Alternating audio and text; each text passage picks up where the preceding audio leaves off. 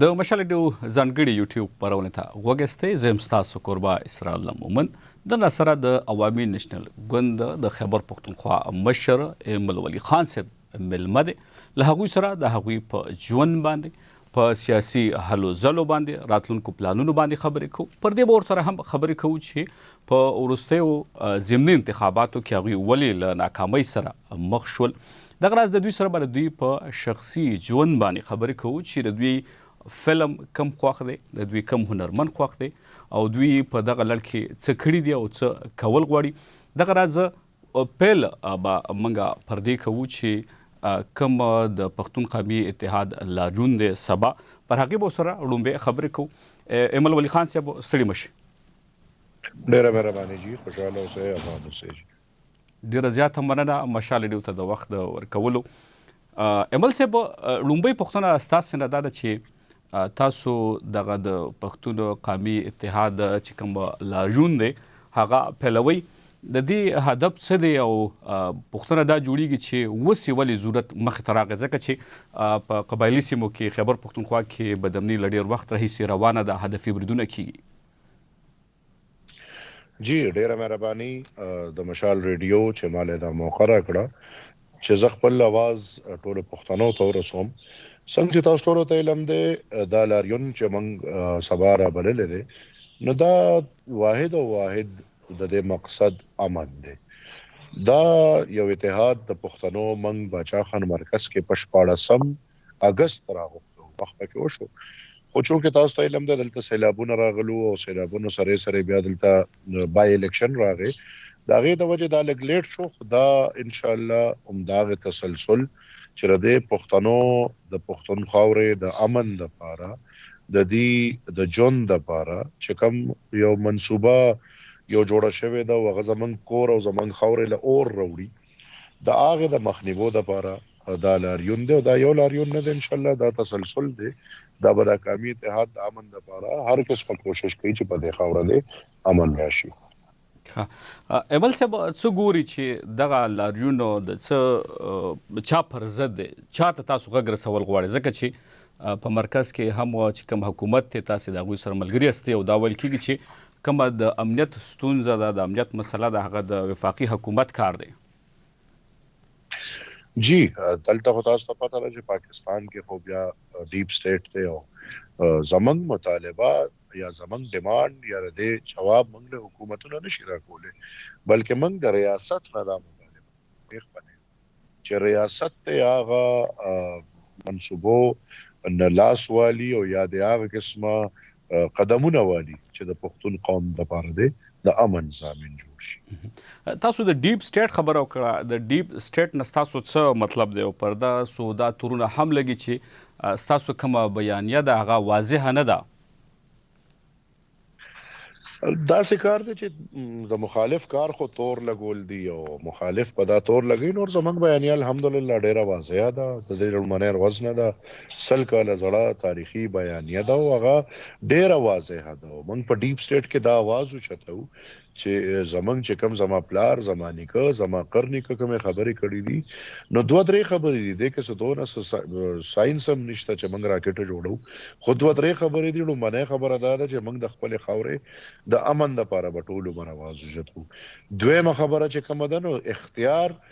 جنگ د اختیار دی.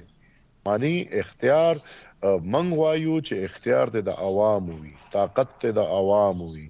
او دلته چې کوم ډیپ سټیټ ته نو هغې اختیار ځان سره ساتل غواړي. دې نه واضح بله خبره نشي کېدی. او درېیمه خبره د وسایلو ده، هغه موږ لګیا یو. نو زه نه پوهېږم چې وضاحت څه قسمه دا خلک غواړي او زموږ په بیانیې کې څه داسې پټه پناه خبره پرته ده. موږ ډېر واضحه بیانیه ده او انشاءالله ټول عمر به په دې بیانیه ولاړ یو. ایمل صاحب بله پوښتنه دا راجوړېږي چې تاسو دغه کوم لاریون پیلوئ، دا تاسو مخکې ولې نه دغه لاریون پیلو؟ ځکه چې په قبایلي سیمو کې د څو کلونو نه دغه بدامني روانه ده. او بله پوښتنه دا ده چې آیا په دغه پښتون قومي اتحاد کې چې کوم شاملې ډلې یا سیاسي ګوندونه دي هغه ټول به تاسو سره په دغه لاریون کې ګډون کوي که نه؟ جی ان شاء الله فیصله خدا زما فیصله نه ده دا د هغې چې کوم اتحاد دی د هغې کور کمیټي هغې فیصله کړې ده او کور کمیټۍ کې زه نیم ممبر کور کمیټي ټوله ناسته ده او هغې دا فیصله کړې ده او دا خو عجیبه سوال دی چې یو کس وایي چې مخکې دی ولې نه کوو یا وروستو موږ مخکې هم دا امن دپاره کړي دي او اوس هم چې کله دا د ډایلاګز نه پس حالات دوباره خراب شو نو موږ بیا دا آواز اوچت کړی دی نو مثال یو آواز اوچتول کو ټیک دی نو دا ډول سوال نه چې مخکې د ولې نه کړي اوس یې ولې کې ټیک اواز دی ان شاء الله اوچتو سم ایمل صاحب اوس دې ته راځو چې دغه لاریونکي به آیا تاسو سره دومره خلک ملګري شي لکه څنګه چې د عمران خان سره ملګري شوي دي ځکه چې دغه تورونه هم پر تاسو لګي چې په دغه سیمه کې چې کوم پښتانه قوم پرسته سیاستوالان دي د هغوی مینوال یا پلویان هغه ډېر زیات کم شوي دي ورور کم او زیات خو به په هغه ورځ پته لګي او دا الیکشن نه دی چې دی کې د کم او د زیات مقابله وي دا خو یو سوچ دی خو یو کس روزي دوه روزي سل روزي زر روزي لس زره روزي دا خو هغه سوچ دی چې د دهشتګردۍ پر ضد خپل قربانۍ ورکولو ته تیار ده تاسو ته پته ده چې دا هغه اړخ ته ګډا د محفلونه دي زنانه دي رقصونه دي او ډرامې دي هغې دپاره خلک روزي دې اړخ ته خو چې دا اواز څوک اوچتوي نو د هغه به بیا مخکې ژوند تېرول نور هم ګران شي نو تعداد خو بیا هم کو هر څو نه جذبه ضروري ده او هغه جذبه دا ده چې موږ د خپلې خاورې د امن دپاره هر حد ته تلو ته تیار یو سمه ایمل صاحب تاسو د خبره وکړله چې د انتخاباتو نو دغه هم پوښتنه جوړیږي چې په وروستیو ضمني انتخاباتو کې تاسو ولې له ماتې سره مخ شوئ تاسو سره یو شمېر سیاسي ګوندونه هم ولاړو جی زه هغې نتیجه ما ریجیکټ کړې ده نه زه منم موږ د حکومت د مشنرو سره مقابله وه هغه حکومت کم نه چې 9 کالو له په پښتونخوا کې ورکړی شوی دی پوج کلک زور او د تورو سپینو مالک د هغې په شا ولاړو نه احتساب شوی دی نه تپوس شوی دی نه پوښتنه شوې ده او نن هغې سره زموږ مقابله الیکشن کې چې هغې کمې حربې استعمال کړي دي چې تاریخ کې په لومړني ځل د استادانو کار د LHWs نه غشتل LHWs نه لیډي هیلث ورکرز لکه څه عجیبه کیسې شوي دي پاکستان د ما الیکشن کمیشن ته هم درخواست کړی ریجیکټ یې کراله خو دغه نتیجه نه زه منم نه تسلیموم او نه به تسلیم کوم حقایق د دې نه جدا دي انشاءالله ستاسو په خیال باندې دغلته کې تاسو وایئ چې د اندلي شوی په دې وروستیو انتخاباتو کې آیا داسې خو نه ده چې موږ په ټولنیزو رسنیو باندې ګورو په پاکستان کې بیا موږ د ځوانانو عکس العمل ګورو هغوی عمران خان پسې ډېر زیات روان دي ښکاري نه داسې چې کوم قوم پرسته ګوندونه دي زه بیا هغه پوښتنه وکړم چې هغوی هغومره په ځوانانو باندې انویسټمنټ یا کار نه دی کړی د هغوی دپاره داسې سلوګنز یا نارې مخې ته نه دي راوړي که نه نه ضرور دا ګوره یو خو پرسپشن دی چې کوم دنیا ته خولی کیږي او که دنیا پرسپشن د سوشل میډیا علی نو یو الک زر اکاونټ ای نو زر الکان خو یو کیبورډ باندې یو الک پشان هستی او هغه پرسپشن بیا د حد ته خولی کیږي چې پاکستان کې هر سړی د عمران پشان دی نه دا څه نه ده د عمران چې کم مثال کرتبونه دي داغه کردار داغه شخصیت هغه پسې حیادار سړی عزتدار سړی هغه ورپسې پشان نشیتله خو نن په د خاوره کو موږ سوچ کو نو مقابله د شعور او د جنون ده شته جنونیان شته دا نه ده چې نشته خو تعداد ډېر کم دی پرسپشن ډېر زیات خولی کیږي هغې دپاره الیکشن یې سبوټاج کړی شوی او دې وخت کې خو بای الیکشن دا خو د هغې حکومت سره مقابله کول دي نو په بای الیکشن کې خو بیا ماحول نور هم ډېر په فرقي نور زه په بنیاد دا نه یم چې ځوانان عمران پسې دي یا خلک عمران پسې دي داسې څه نشته تاسو څه ګوري چې دغه څومره تاوان ورسو چې په شروع کې یو وخت کې تاسې د پی ټی ایم خلاف وي بیا د هغوی سره ملګري شوئ دغسې بیا چې کوم په دغه سیمه کې د بدامنۍ حالات جوړ شو په هغې کې هم داسې ویل کېږي چې ستاسو بیانیه واضحه نه وه بله غټه خبره دا هم راپورته کېږي چې تاسو په ځوانانو باندې هغومره کار نه دی کړی هغوی دپاره هغسې تاسو چې کومې منصوبې دي هغه مخې ته نه دي راوړي سلوګنز ستاسو یا نارې ستاسو هغه نه دي چې کوم عمران خان مخې ته راوړي د بدلون ناره داسې نورې نارې زما په خیال د دې سوالونو جواب ما ورکړ او تاسو الفاظ بدل کړل خو زما جواب هماغه دی کم چې دی نه مخکې ما ورکړی دی چې داسې نه ده حقیقت دی کې نشته دا تش دنیا ته یو شکل خول کیږي نور زه په دې نه پیګم چې تاسو وایي چې دا سه خلک وایي دا سه خلک وایي نو څوک خلک وایي هغه خلک هم ته اوخه کو چرته کریډیبل خلک وایي چې زه جواب ورکړم نه چرته سه څوک لګي لکه اوس په پیښور کې د عمران خان جلسه وا تاسو ولته کې وکتل څومره شمیر کې خلک راټول شوي وو دغه سي بیا چې تاسو کومې لاریونونه یا کومې درنی کیږي نو تاسو نه ګوري هغه کې بیا عمر ځوانانو شمیر نه وي رور تا خو لخيره چشمه چولې دي تا خو زما په خیال زما په شانستر کې د سلور دي هر څه بتا تخکاری پکار دی او زه نه پیګم چې د عمران لزر خلک راغون شي غتا تاسو ډېر خکاری او زمنګ دا غي نه زیات تاسو ته کم خکاری او څنګه د نظر خبره ده نور سترګې کولاو کې هر څه وځي ها امل خان اوس دې ترازو تاسو وختي خبره وکړه چې دغه سي د عمران خان په کمی درنی دي کمی لاریونونه دي پاغي کې د رقص او موسیقي او دغه خبرې مخترازي نو په تاسو هم په دې وروستیو کې ځینې تورونه ولګېدل تاسو چې کله خبره وکړله او په باچا خان مرکز کې مو د انګازې په نامه باندې سټوډیو پرانیسته تاسو هلته کې د موسیقۍ د تربیت دپاره د روزنې دپاره ځوانانو هغې دپاره تاسو خبره وکړه کارم شروع وکړو په دغې ستاسو څه نظر دی دا غرور غنی خان ډیر په خوا ویلو چې پښتون د پټان کتاب چې تاسو د غنی خان وګورئ نو هغه کې د خبرو د پښتون فطرت ډیر واضح بیان کړی شوی دی اوس دوه خبرې دي تاسو چې کومه خبره وکړه یو رقص ته غډاګانی دي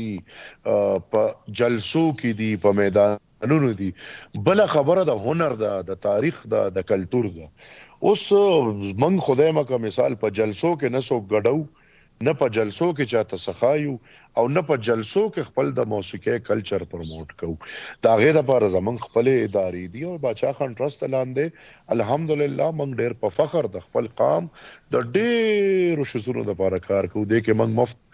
تعلیم ورکو د کې موږ سره اسلامیک ریسرچ سنټر دی د کې موږ سره خپل پښتون ریسرچ سنټر دی د کې موږ سره انګازې چې څنګه تاسو وي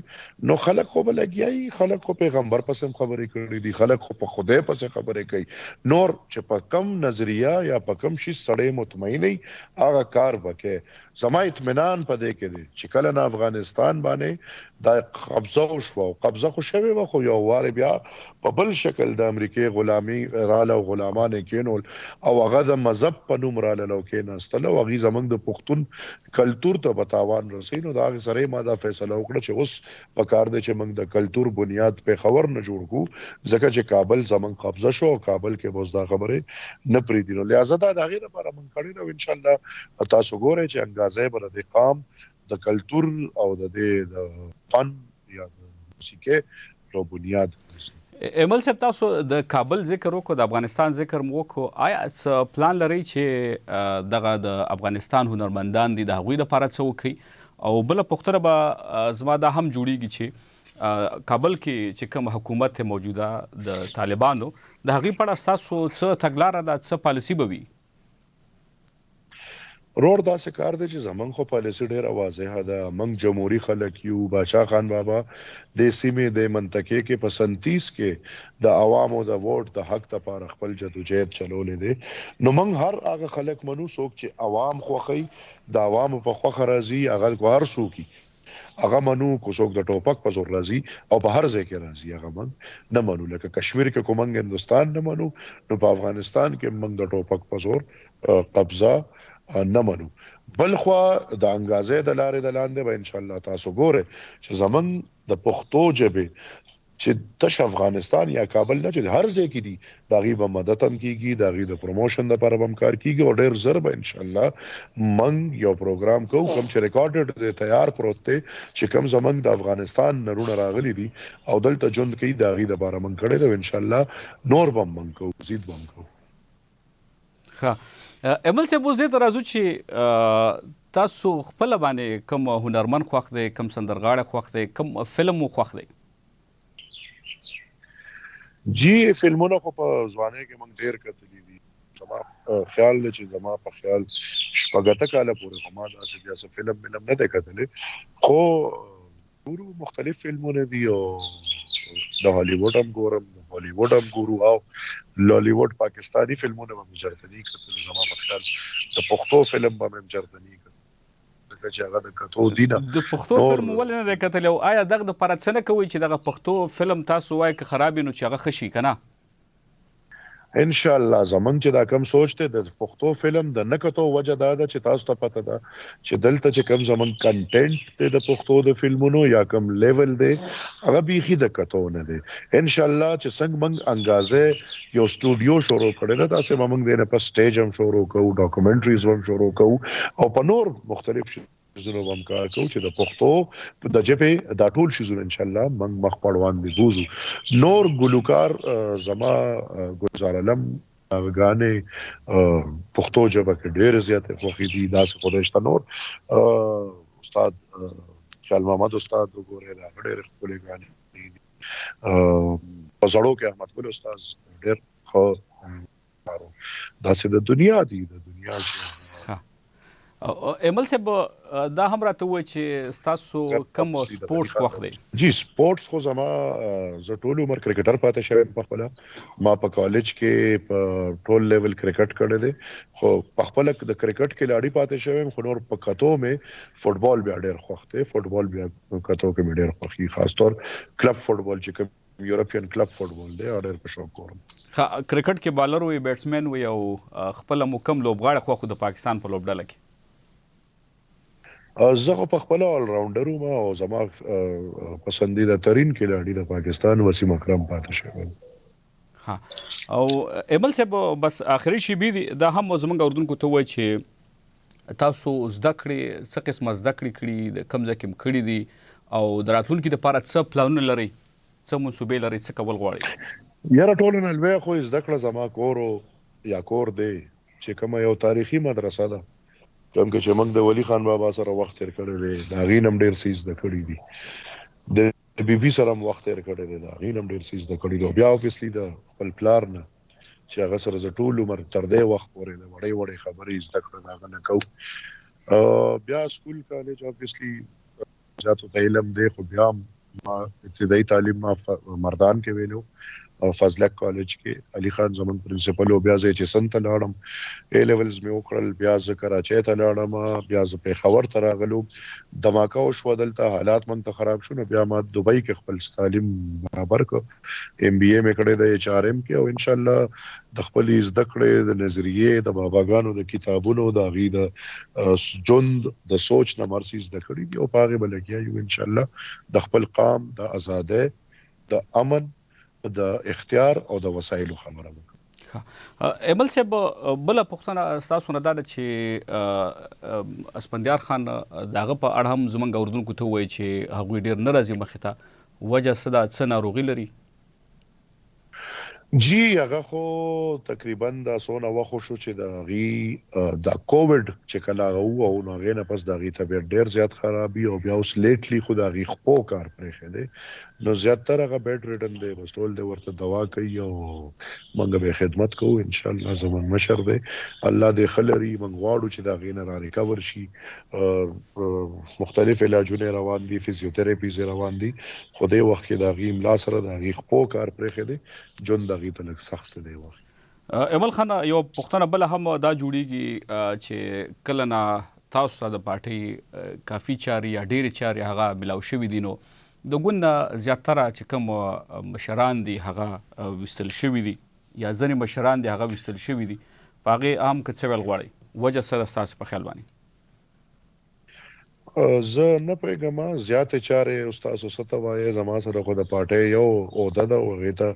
صوبایي صدارت وایي او زه د پښتونخوا صوبایي صدر یم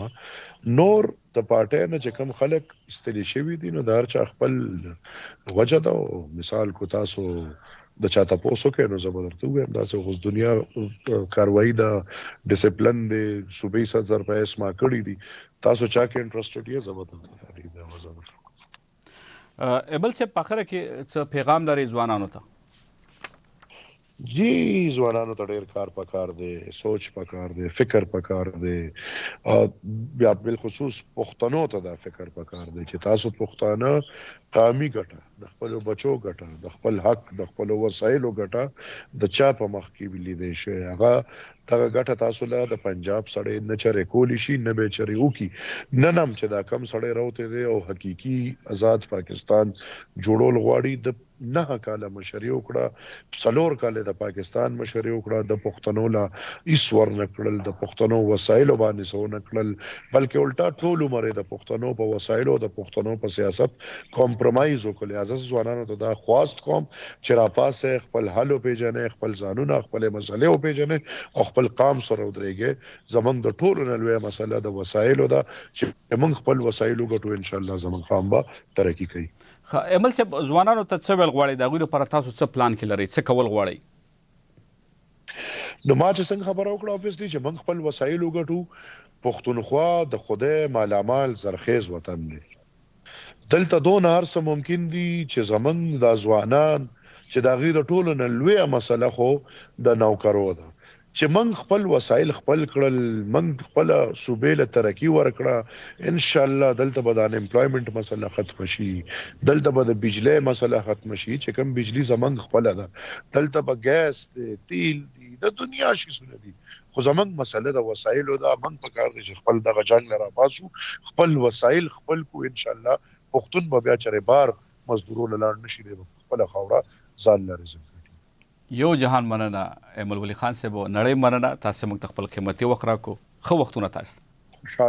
خوشحاله اوسئ، آباد اوسئ. جی مهرباني. اردوونکو، دا موږ سره د عوامي نېشنل ګوند د خیبر پښتونخوا مشر ایمل ولی خان صاحب، د دوی سره موږ د دوی په شخصي او سیاسي ژوند خبرې کولې، د دوی په خوښه او ناخوښه مو خبرې کولې.